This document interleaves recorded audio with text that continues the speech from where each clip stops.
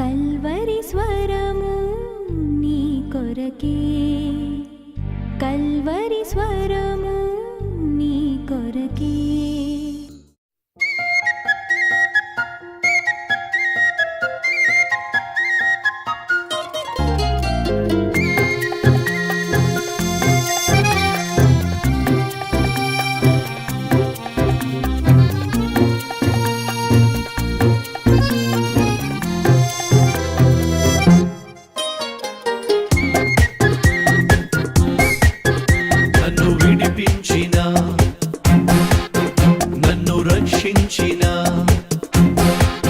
నన్ను క్షమించిన, నన్ను కరుణించిన నా యేసుకే స్తోత్రము, నా క్రీస్తుకే వందనము.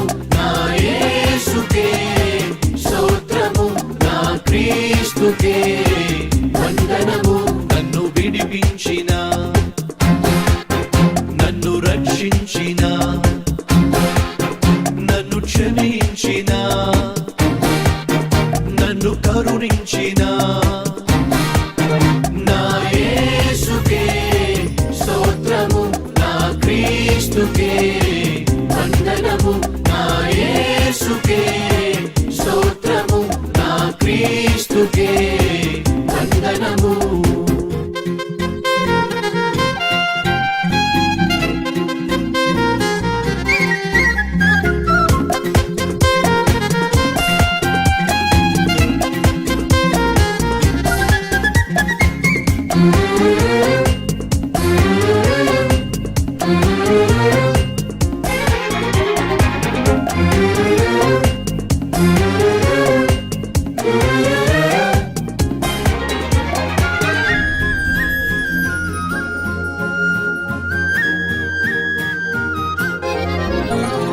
పాపపు సంకెళ్ళ చేత బంధించబడియున్న, పాపపు సంకెళ్ళ చేత బంధించబడియున్న నన్ను చూచి, నన్ను చేరి, నన్ను చూచి, నన్ను చేరి విడిపించిన దైవమా, నీకే స్తోత్రం, నీకే స్తోత్రం, నీకే స్తుతి స్తోత్రం. నీకే స్తోత్రం, నీకే స్తోత్రం, నీకే స్తుతి స్తోత్రం. నన్ను విడిపించిన, నన్ను రక్షించిన, నన్ను క్షమించిన, నన్ను కరుణించిన నా యేసుకే స్తోత్రము, నా క్రీస్తుకే వందనము. నా యేసుకే స్తోత్రము, నా క్రీస్తుకే వందనము.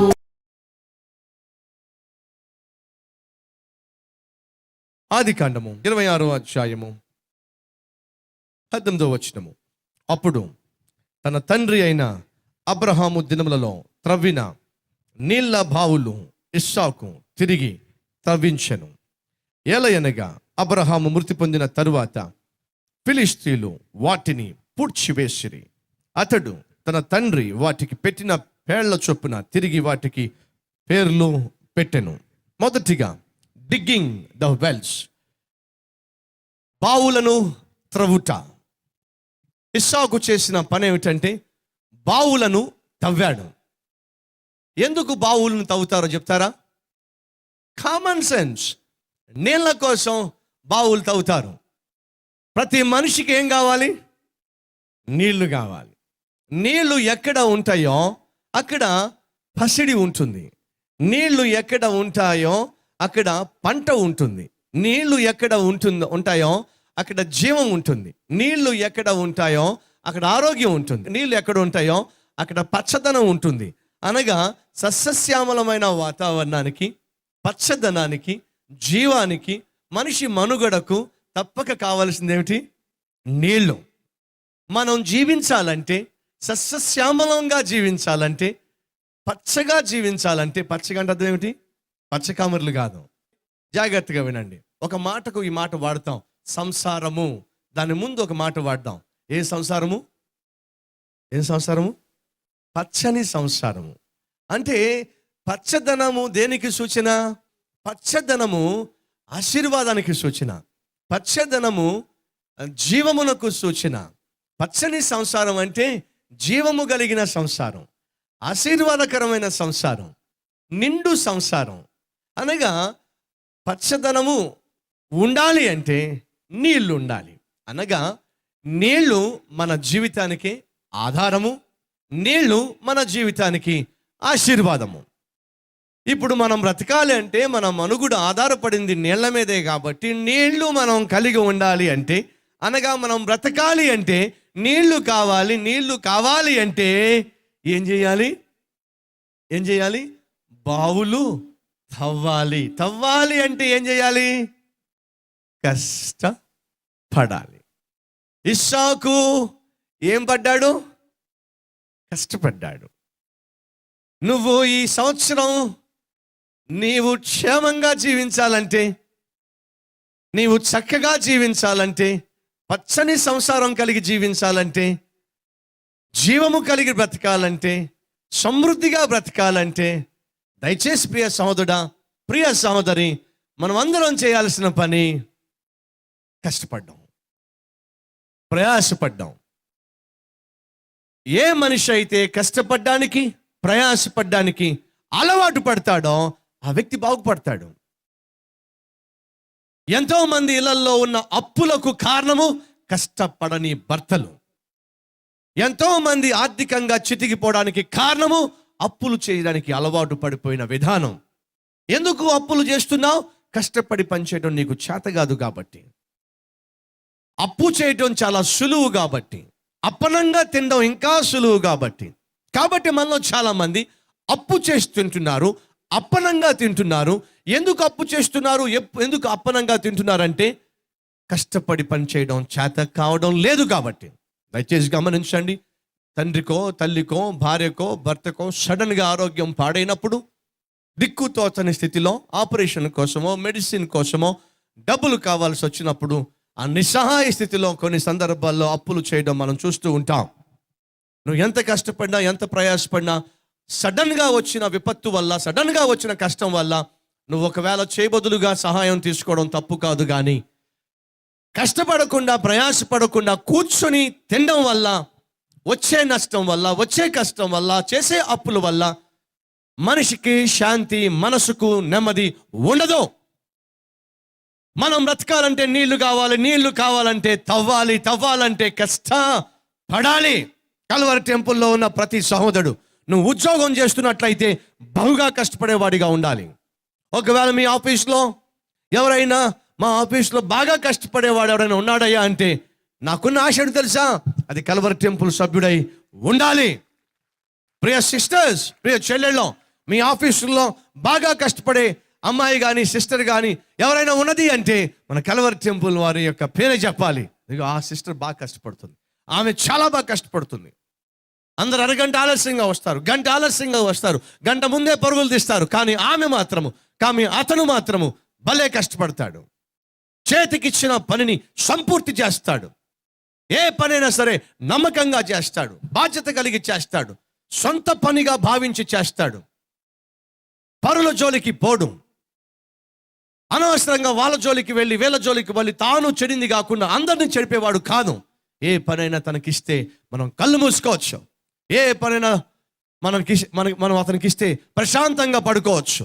అటువంటి పనివాడు, అటువంటి పని చేసేవాడు అని నీకు మంచి పేరు రావాలి. ఒకానొక ప్రాంతంలో ఒకానొక జమీందారికి చాలా పొలాలు ఉన్నాయట, చాలా కొట్లు ఉన్నాయట. ఆ కొట్లలో ధాన్యం ఉందట, ఎడ్ల బండ్లు ఉన్నాయట, ట్రాక్టర్స్ ఉన్నాయట. ఇవన్నీ కలిగిన ఆ యజమానికి, ఆ జమీందారికి ఒక నమ్మకమైన వ్యక్తి కావాల్సి వచ్చాడు. నమ్మకంగా కావాల్సిన పనివాడు కావాల్సి వచ్చినప్పుడు చాలా మందిని పరీక్షించాడు, చాలా మందిని ఇంటర్వ్యూ చేశాడు. కానీ ఎందుకో తనకు కావలసిన వ్యక్తి దొరకలా. చాలా మందిని ఇంటర్వ్యూ చేసిన తర్వాత ఒక వ్యక్తి దొరికాడు. ఒక వ్యక్తి దొరికినప్పుడు ఆ వ్యక్తిని అడిగాడు, ఏమయ్యా నువ్వు బాగా కష్టపడి పని చేస్తావా? నేను చెప్పిందల్లా చేస్తావా? చేస్తాను సార్.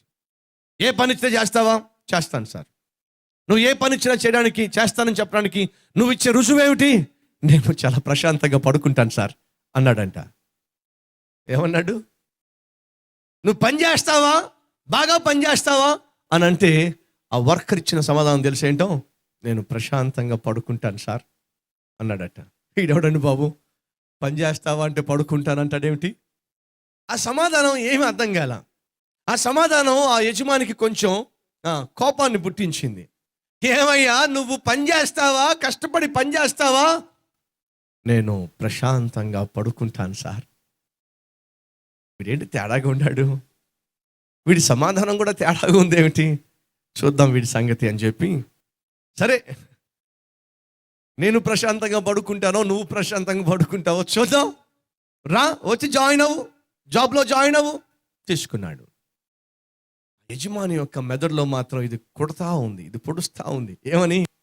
వీడిని పని చేయరా బాబు అంటే ప్రశాంతంగా పడుకుంటానంటాడేంటి? వాడి నేను వేసిన ప్రశ్నకి వాడు ఇచ్చిన జవాబు అది తెలివితో కూడిన జవాబా, లేక నా తెలివికే పరీక్ష, లేక అది వాడి అతి తెలివా? ఏమిటి ఈ జవాబు? అర్థం కాల. వాస్తవంగా యజమాని అతన్ని తీసుకోవడానికి కారణం ఏమిటయ్యా అంటే అతను ఇచ్చిన జవాబు అర్థం కాదని తెలిస్తే ఎక్కడ వీడు అజ్ఞానం చెప్పేసి వాడు పసికడతాడేమో అని చెప్పి తీసేసుకున్నాడు. అతడు జాయిన్ అయ్యాడు. 2-3 రోజులు గడిచింది. రాత్రి 11 గంటలు 12 గంటల సమయంలో ఒక్కసారిగా ఆకాశం అంతా కూడా మేఘాలతో నిండిపోయినాయి. సడన్గా వర్షం మొదలైంది, ఈదురుగాలులు మొదలైనాయి. ఆ ఇంటి యజమాని ఆ జమీందారు సడన్గా లేచాడు. లేచి పరుగున అంతా అల్లకల్లోలంగా ఉండగా పొలంలో ఉన్న ధాన్యం ఏమైపోయిందో, ఉన్న ఎడ్లు, ఉన్న బండ్లు, ఉన్న ట్రాక్టరు ఎక్కడుందో ఏమిటో అని చెప్పి గబగబా వచ్చి ఈ పని చేసేవాడు ఏం చేస్తున్నాడో చూద్దాం. బయట వర్షం పడుతుంది, బయట పరిస్థితులు బహు భీకరంగా ఉన్నాయి, తుఫాన్ వచ్చేస్తుంది, వీడేం చేస్తున్నాడు అని చెప్పి వెళ్ళి ఆ యజమాని, ఆ జమీందారు ఈ వర్కర్ పడుకున్న ఆ చిన్న గుడారం దగ్గరకు, గుడిసె దగ్గరకు, లేక ఆ చిన్న గద్దె దగ్గరకు వెళ్ళాడు. వెళ్ళి అనుకున్నాడు, వీడు తప్పక పొలానికి వెళ్ళిపోయి ఉంటాడు, కష్టపడతానన్నాడు కదా, ప్రయాసపడతానన్నాడు కదా, ఏ లోటు లేకుండా చూసుకుంటానన్నాడు కదా, వీడు తప్పనిసరిగా వెళ్ళిపోయి ఉంటాడని చెప్పేసి వెళ్ళి చూస్తే ఏముంది? గుర్రక ఏమిటి బయటకు కూడా వినిపిస్తుంది. తలుపు కొడుతుంటే ఆ గురక శబ్దంలో బ్రదర్కి వినిపించట్లా. కొట్టగా కళ్ళు నుములుకుంటూ నెమ్మదిగా బయటకు వచ్చాడు పనివాడు. ఏమయ్యా నీకు బుద్ధుందా? ఏ మనిషి నువ్వు? బయట అంత వర్షం పడుతుంది,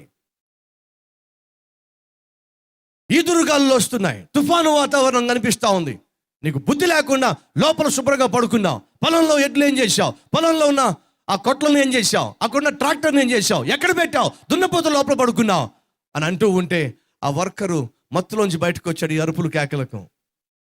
యజమానిని చూసి, అయ్యా మీకు జ్ఞాపకం ఉందో లేదో, ఉద్యోగంలో జాయిన్ అయిన రోజు మొట్టమొదటిగా నేను చెప్పింది ఏమిటి? ఏం చెప్పా? నేను ప్రశాంతంగా పడుకుంటానని చెప్పా. ఆ మాట చెప్పినప్పుడే మీ ఉద్యోగంలోకి వచ్చా. నీకు బుద్ధి ఉందా? ఆ రోజు ఏదో బుద్ధి లేకుండా మాట్లాడమనుకున్నాను, ఈ రోజు కూడా బుద్ధి లేకుండా మాట్లాడుతున్నావు. పొలంలో ఎడ్లు పెట్టుకొని, పొలంలో ట్రాక్టర్ పెట్టుకొని, పొలంలో కొట్లను పెట్టుకొని ఏ విధంగా వచ్చి ప్రశాంతంగా పడుకుంటున్నావు? బుద్ధి లేదా? పదా పొలంలోకి. ఆ వర్కర్ అంటున్నాడు, నేనెందుకు పొలంలోకి వెళ్ళాలి? నువ్వు వెళ్ళకపోతే ఎవరు వెళ్తారు? మరి సాయంత్రం 4 గంటలకే గొడ్లను తీసుకొచ్చి శాలలో కట్టేశాను. సాయంత్రం 5 గంటలకే ట్రాక్టర్ని తీసుకొచ్చి ఆ షెడ్ కింద పెట్టేశాను. సాయంత్రం 6 గంటలకే కొట్లన్నింటినీ కూడా తాళాలు వేసేసి పైకప్పులన్నీ చక్కగా కప్పేసి ప్రశాంతంగా వచ్చేసాను. నేను హడావుడి పడేవాడిని కాదు, సడన్గా తుఫాను వచ్చిందని చెప్పి అప్పుడు పంచి కట్టుకొని పరుగులు తీసేవాడిని కాదు. నేను కష్టపడి పనిచేసేవాడిని, ప్రశాంతంగా నిద్రపోయేవాడిని.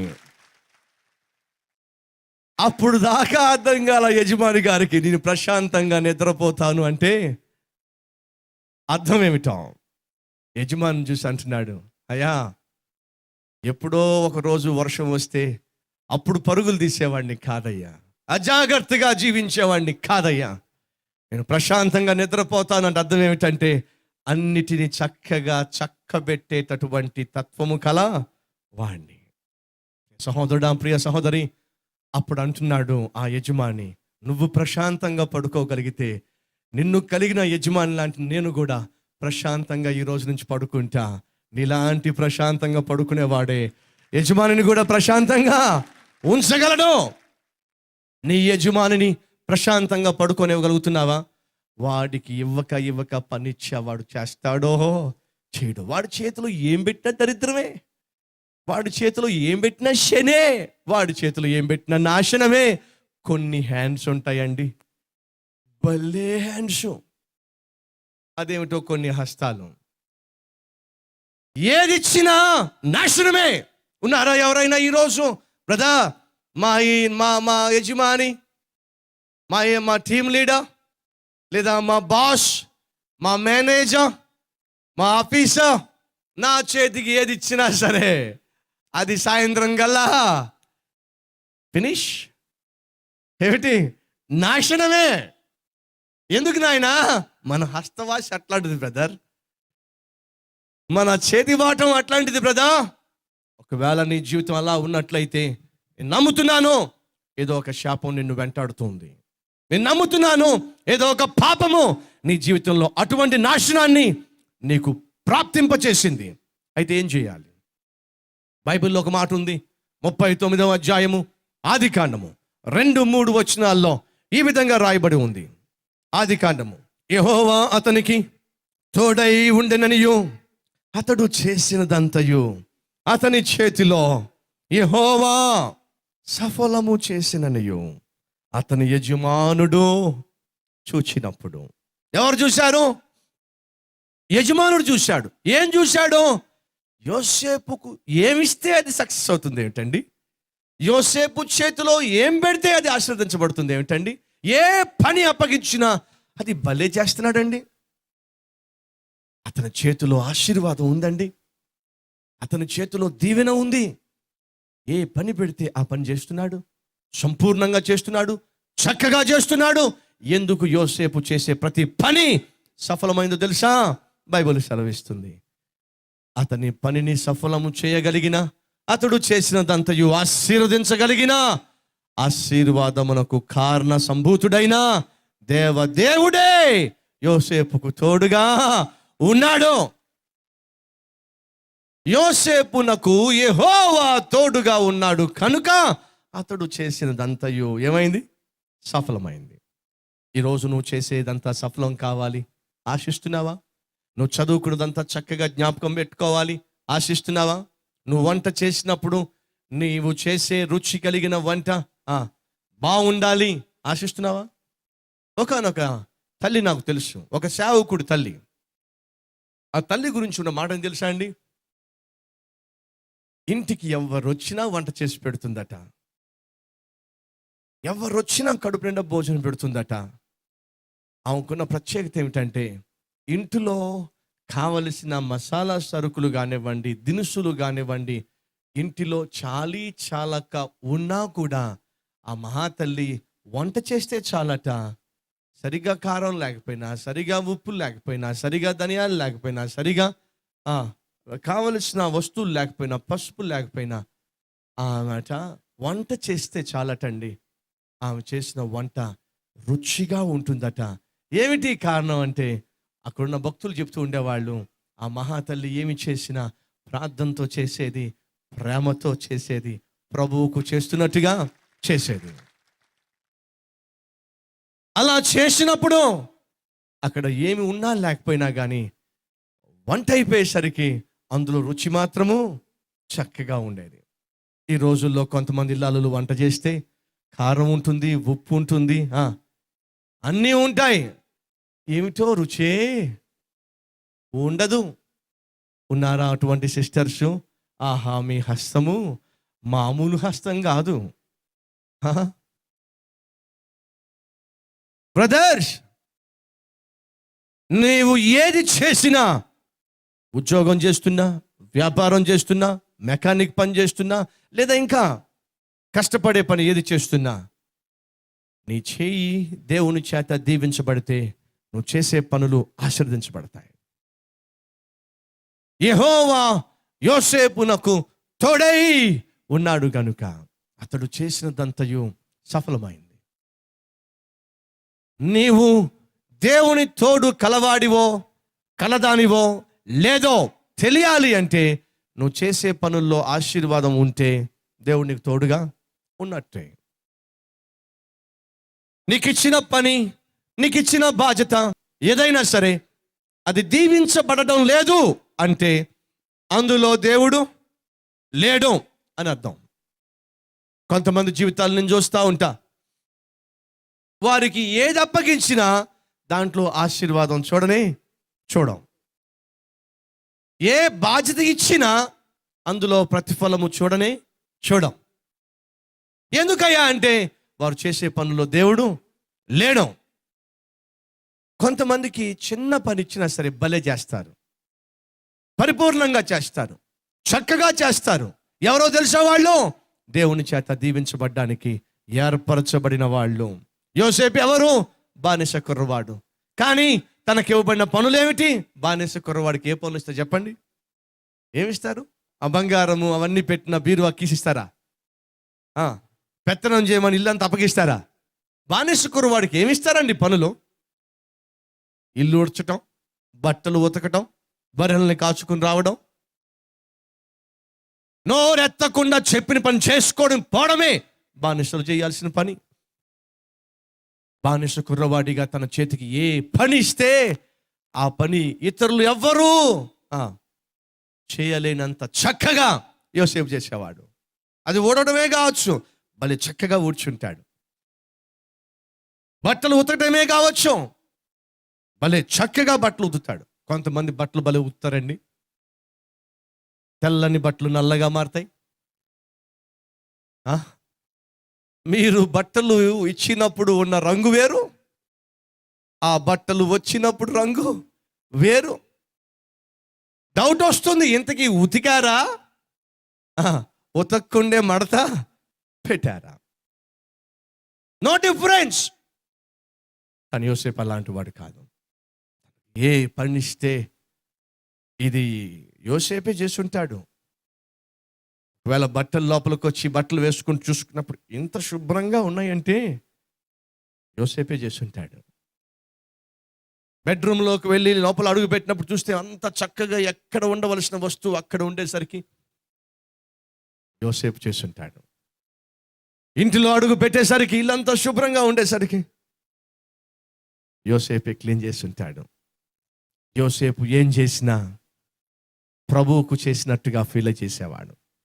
ఏది చేసినా శక్తి వంచన లేకుండా చేసేవాడు, సోమరితనానికి చోటు లేకుండా చేసేవాడు. తత్ఫలితంగా యోసేపు ఆ ఇంట్లో బానిస కుర్రవాడుగా అడుగు పెట్టాడు. కానీ అతి తక్కువ సమయంలోనే అదే ఇంటికి యోసేపు ఏమాడు తెలుసా? యజమానిగా తయారయ్యాడు. ఎందుకని? అతడు చేసిన పనుల్లో ఆశీర్వాదం ఉంది. ప్రియ సహోదరుడా, పోతేఫరట ఒక భార్య విషయంలో తప్ప మిగిలినవన్నీ కూడా యోసేపు చేతికి అప్పగించేశాడట. కారణం, యోసేపు కష్టపడి పనిచేసేవాడు. అభివృద్ధిని చూడాలని ఆశపడుతున్నావా? మంచి మనుగడ కలిగి ఉండాలని ఆశపడుతున్నావా? క్షేమకరమైన జీవితాన్ని జీవించాలని ఆశపడుతున్నావా? ఈ సంవత్సరం నీ జీవితంలో ఆశీర్వాదకరమైన సంవత్సరం ఉండాలని ఆశపడుతున్నావా? అయితే నువ్వు ఏమైతే కోరుకుంటున్నావో దానికి ఆధారము కష్టపడి పనిచేయటం. ఓ భక్తుడు సెలవిచ్చాడు, నేను కష్టపడి పనిచేస్తాను, ఫలితం మాత్రం నా ప్రభు దగ్గర నుంచే ఆశిస్తాను అని చెప్పి అన్నాడు. ఎంత మంచి మాట అండి. నేను ఎంత కష్టపడాలో అంతా కష్టపడతాను, ఫలితం మాత్రం నా ప్రభు దగ్గర నుంచే ఆశిస్తాను. నువ్వు ఎంత కష్టపడగలవో అంతా కష్టపడు, ఫలితము దేవుడు తప్పక ఇస్తాడు.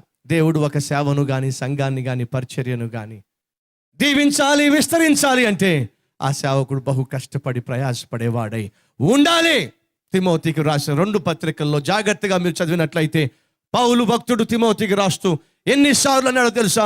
తిమోతి నా కుమారుడా, సువార్తికునిగా పనిచేయము, ప్రయాసపడము, ప్రయాసపడము, ప్రయాసపడము.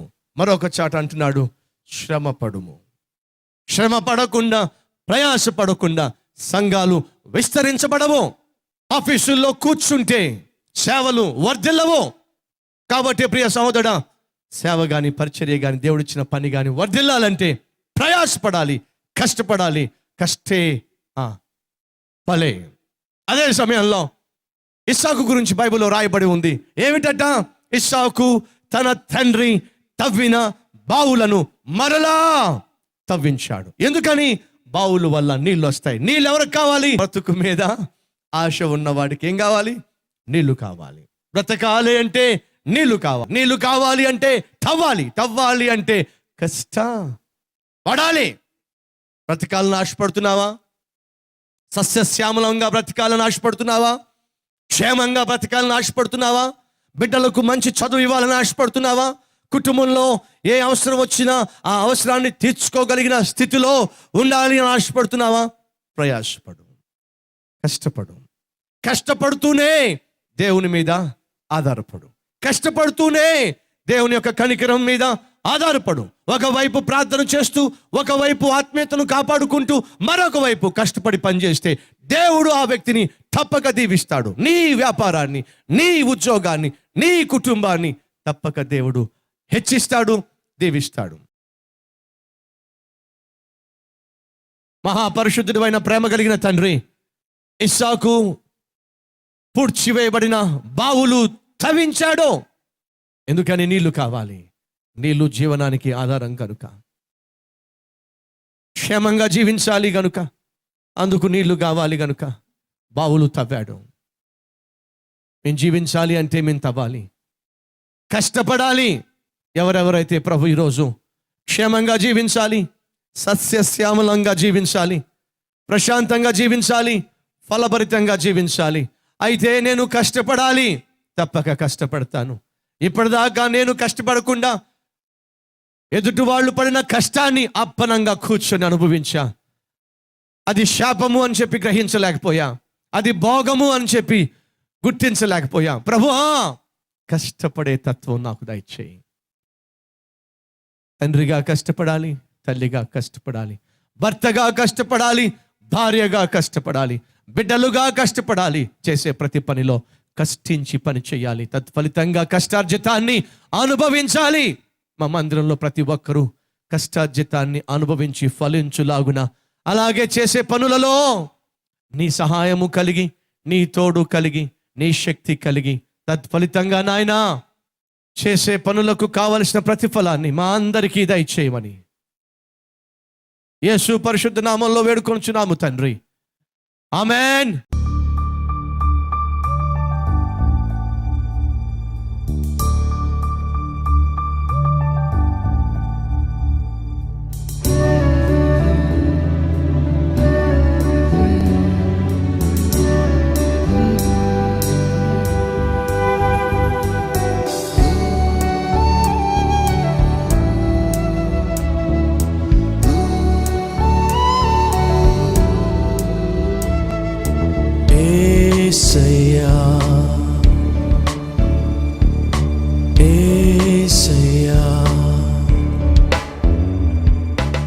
Address Calvary, post box number 30, Kukatpally, Hyderabad 72.